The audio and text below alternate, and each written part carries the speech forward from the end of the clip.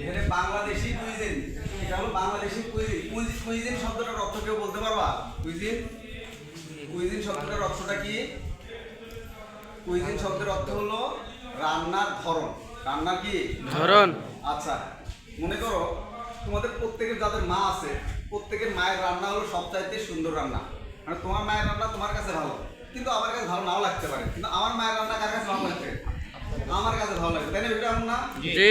সিস্টেমটা কেমন যে প্রত্যেকের মায়ের রান্না তার কাছে ভালো লাগে। খুব একটা ইন্টারেস্টিং বিষয়, মজার একটা বিষয়, তাই না? জি। আচ্ছা, তো আজকে আমাদের পড়ার যে বিষয় হলো বাংলাদেশি কুইজিন বা বাংলাদেশি রান্না শৈলী, রন্ধন প্রণালী বলা হয়। তো আমি এখানে বাংলায় লিখেছি বাংলাদেশি রন্ধন প্রণালী। রন্ধন প্রণালী। তোমরা একটু ভালো করে এখন খেয়াল করো, আমি যা যা বলি শোনো সবাই। Bangladeshi cuisine is rich and with the use of many spices. এটা বাংলা অর্থ হচ্ছে বাংলাদেশি রান্না প্রণালী বা রান্না শৈলী এটা খুব সমৃদ্ধ। রিচ মানে হলো আমরা জানি ধনী, কিন্তু এখানে রিচ মানে হবে হলো সমৃদ্ধ।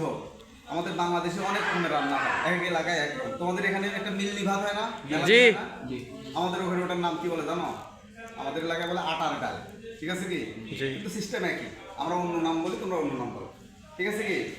আচ্ছা, আবার একটা বিষয়, এই যে আমাদের এই যে মেলানি বা আটার ডাল বাংলাদেশের অন্য অন্য এলাকায় খুব কম হয়। এটা আমাদের ময়মনসিংহ, জামালপুর, গাইবান্ধা, কুড়িগ্রাম এই 4 জেলাতে বেশি হয়। এটা অন্য অন্য জেলাতে এগুলো আমার চেনে না, আমরা কোনোদিন দেখিনি এটা আবার কি। ঠিক আছে কি? আচ্ছা, we have delicious and appetizing food.